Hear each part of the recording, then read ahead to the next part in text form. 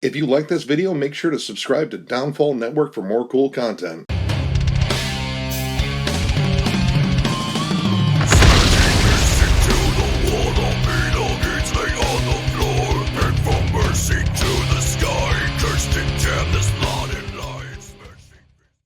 What's up, everybody? Thralls of Metal here. I am Jammin John. Necrotic. I'm Shredlord. Rin. And we are here bringing you another album review. Begrudgingly. Yes, let's just state from the beginning here that 2020 has been A challenging time. A dumpster fire. Yeah, many things. And This adds to the list of those. this definitely adds to the list of this. So the album we are reviewing is the new one from 6 Feet Under, Nightmares of the Decomposed, released on Metal Blade Records today, actually, on the 2nd of October, 2020. It's a record. You know, the first thing that comes to my mind when I think of this record is, wow. Wow. Just wow and nothing but. Well, It's not a good wow either. It's a shocking wow. Yeah, I mean, okay, so they're on Metal Blade Records. This is their 17th album. 17th. Holy They've been doing this for 17 albums. Not this, Yeah, not this thing. but this. The They've Lord. been achieving the same lows for a long time, and they needed to achieve a new one. So as you may or may not know, currently in the band, Jack Owen from Cannibal Corpse, The Aside. The drummer is a shocker, mostly because the drums in this album are about as meat and potatoes as drums get. Lord Marco is on the drums. Of course, you know Lord Marco from Brain Drill and a small myriad of other projects. We also have Jeff Huell on the bass. He was in Brain Drill and Vile. He's done a lot of killer session work, too. Yeah. Solid musicians. And then we have Chris Barnes. Who is the Pavarotti of our generation. Really is. The Pavarotti of 2020. Chris Barnes. First of all, the last time 6 Feet Under was relevant to me was in 1999 for Maximum Violence. Good record. Decent songs. Good record. I like it. But screw it. But that's the past. That was the attitude That on was this the album. past. This is the future. The future is now. We live in a dystopian future. Mad Max land. Yep. They released 3 singles, and if you listened to them, you heard them.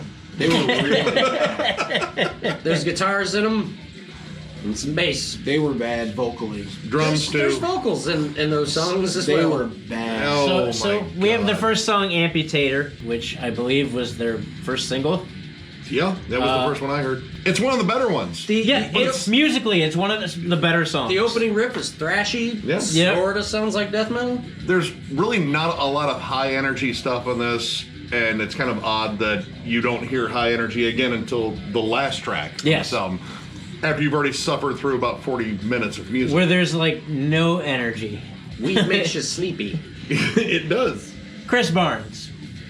Crash bars. It might be time to hang up the cleats, man. What in the ever-loving hell? I think he had a cold. I mean, I think a bunch of things. I think that maybe there was a restraining order and he wasn't allowed on the property of the studio, so they gave him a microphone and let him do his vocals in a porta potty 500 feet away from the studio, of course. Quarantine, probably. Yeah, I know. COVID. You gotta That's- say so. He that's- looks He like he's made refused to of wear a COVID. mask. That's what. Yeah. Yeah, oh, that's obvious. wear the dreadlocks. This whole album sounds like they did a quarantine album, right?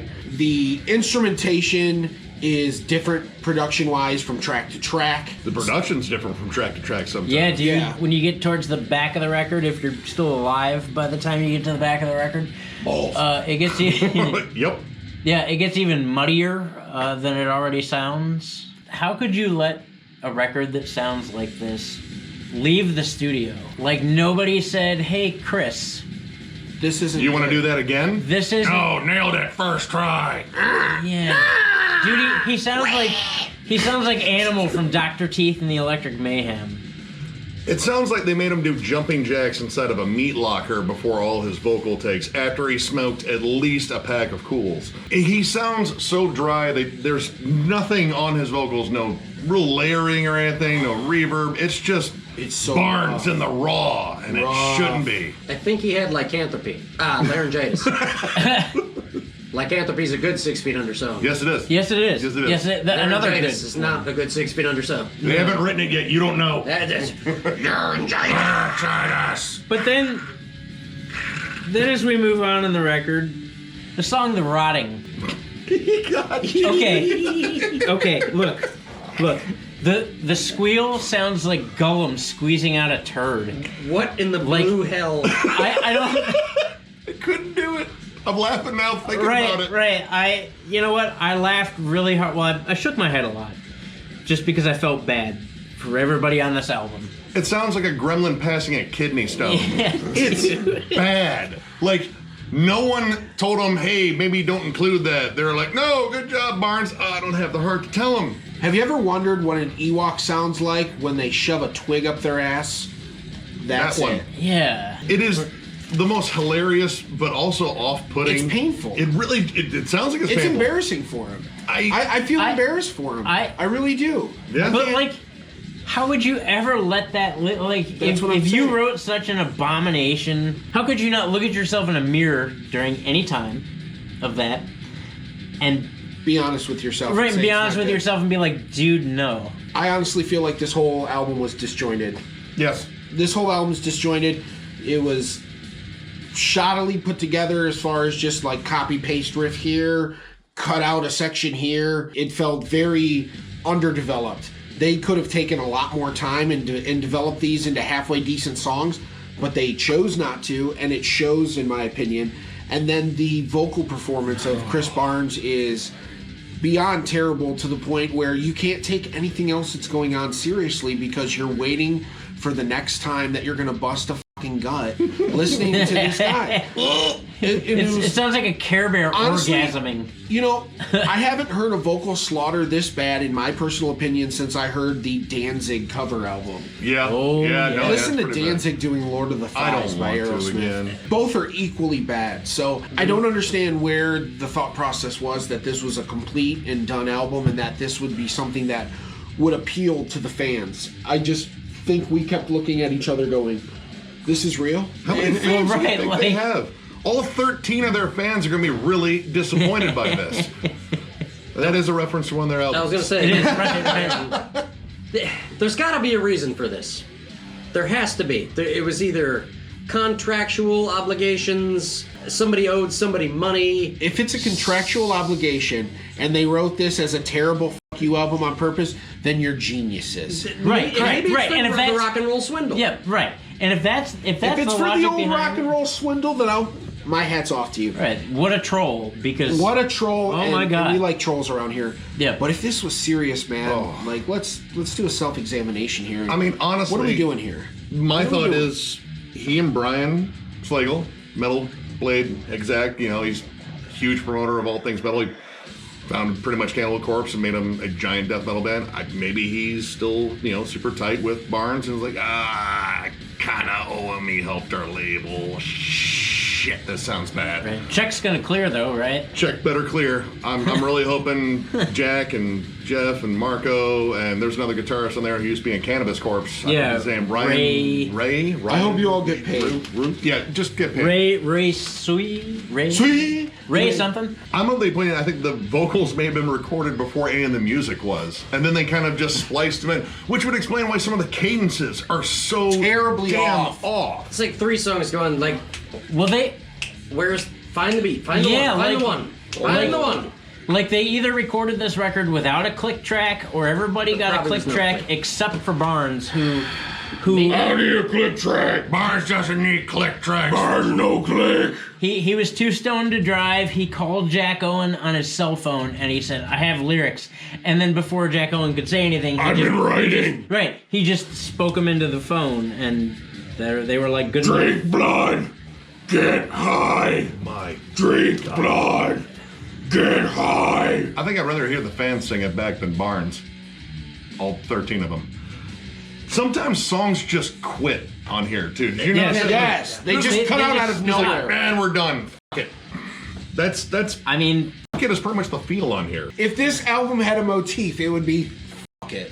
Yes. Like the song Migraine. I had one. I still have one, and thanks, Chris Barnes, for The that. riff was cool. The riff was cool. I'm pretty sure he paid two Harsh. kids in the neighborhood to get stoned and then write these lyrics, because these are the dumbest lyrics. While coating his dreadlocks with dry shampoo. The squeal is back. It sounds like someone kicked Donald Duck in the nuts. I don't get some of these songs. Like, all right, dead girls don't scream. Lord And, knows that's true. It has to be true because Barnes repeats it 70 times in the song, which get used to that because every chorus is pretty much just, there's the song title, I'm gonna say it again. Yeah, so like at any time during the record, if you for whatever reason can't remember what song you're listening to because they all kind of sound the same, if you can't remember what song you're listening to, he'll say it. He'll say it. It's Like the phrase 50, he says the most. Yep. Yeah, like 50 to 60 times. It's like he says a bunch of nonsensical crap in the verses, but the chorus, every chorus is spot on. How's he not been a South Park character? I don't know. He would be a perfect South Park character. Yeah. No, I would agree. But yeah, 60% of the vocals are him just saying the title of the song. And then the other 40% is also stuff you don't want to hear. I think he's freestyling the verses. It kind of had that feel. It really did. It really does, because the verses are completely nonsensical. This is my slam poetry album, brother. Turn my shit up. Turn my shit up. Turn my fucking headphones up. Turn my headphones up. I hung out with Ice-T. I can rap. He's a rap guy that I know. His part was really cool, and all my parts sounded like dog shit. Y'all motherfuckers think this is some kind of motherfucking game? Ice-T, as awesome as he is, couldn't save this album either. Even if he appeared in it, I might score it a little bit higher, not much, but I would probably score it a little bit higher just because Just his presence. his alone. presence alone. Ice-T makes everything taste a little sweeter. But the thing that frustrates me is you really hear some moments where there are some really good riffs. Yes. Labyrinth of Insanity and Without Your Life, which I don't understand that title, but Well, they're you can't actually live life without it. Without your life, you're just lifeless. It's poetry, really. it's poetry. It's simple. Simple. Elegant. But those are actually kind of decent songs. And sometimes the cadences actually match up. Granted, you don't want to hear Barnes' voice ever again at this point. Yeah. Especially like in the Noose when the guitar riff dropped out and it was Yeah. just a Isolated ride vocals. cymbal and a snare, dude. Those vocals. I mean, we are Isolated vocals are completely unnecessary. Why would you do that? judging by how quickly they took off the comments on the video for Zodiac, which, man, I'm so glad that was a lyric video because you got to see the wonderful thought that went into those. He is a wordsmith. Wordsmith. Yeah, those were at least Yeah. 75-cent words. But isolating the vocals, sound terrible. Like dropping out everything to pick out the pieces. No. Oh my frustration. But it wasn't even that good. It was more dry, and you could hear more of his actual voice versus. It needed to be WAP. It wasn't WAP.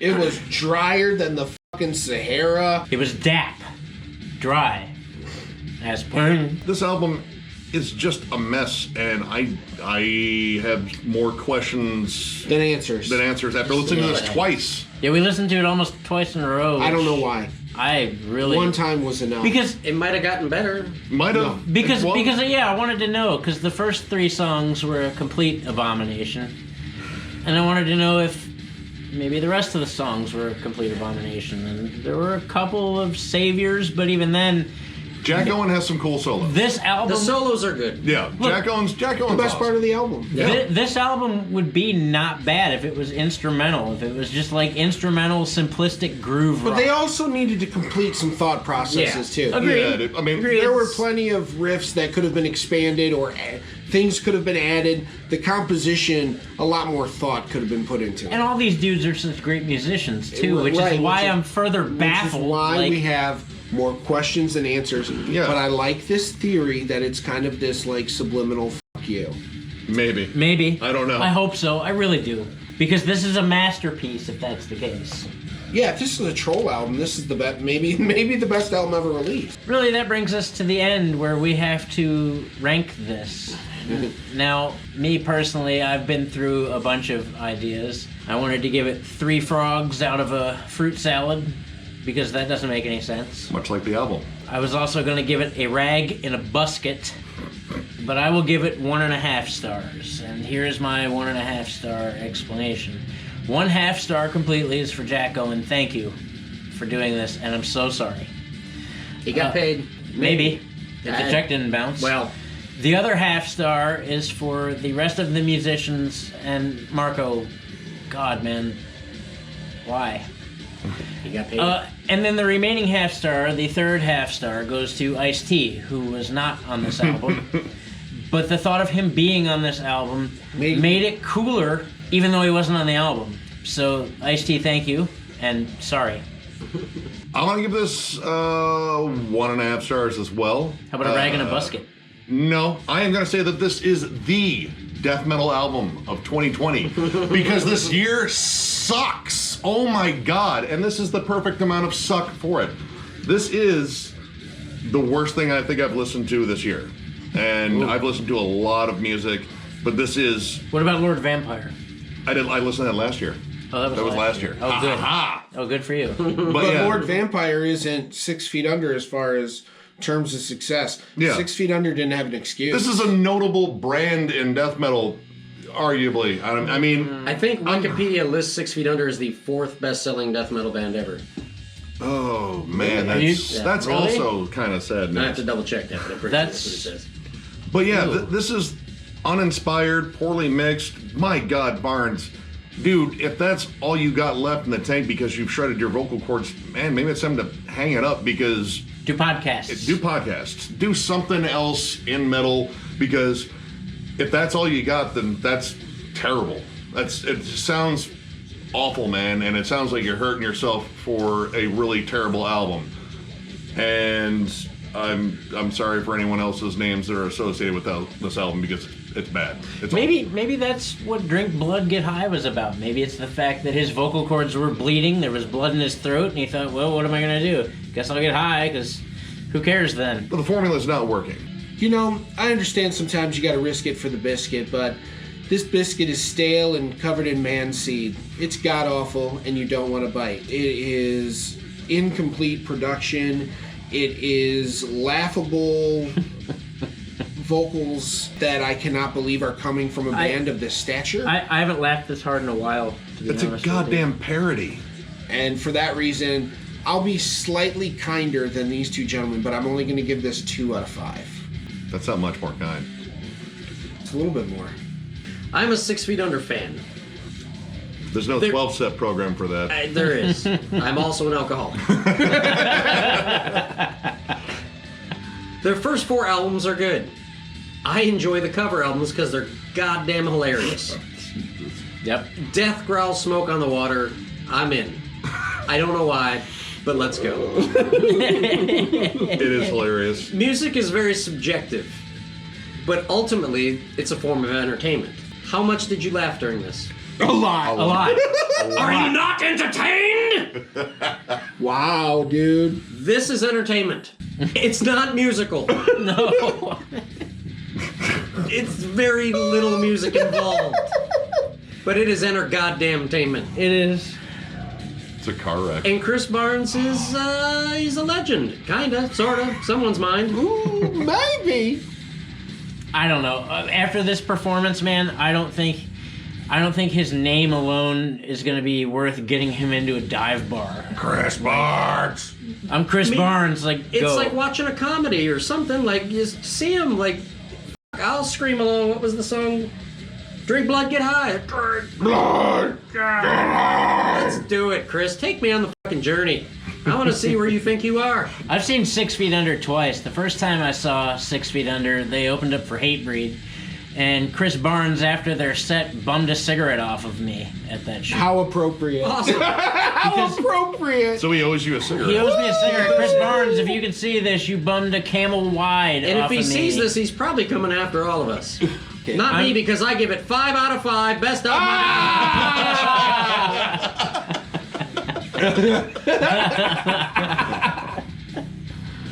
I'm back. I changed my mind.